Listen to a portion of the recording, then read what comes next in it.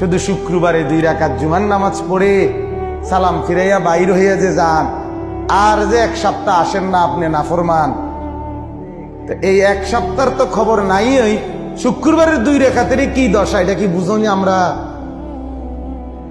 আপনি শুক্রবারের 2 রাকাতও তো কিচ্ছু হয়েছে না করার দিক, কারণ এই 2 রাকাত গ্রহণ হইলেও তো আসরের নামাজ পড়তে মন চাইতো। তাহলে আপনার নামাজের দশা কি?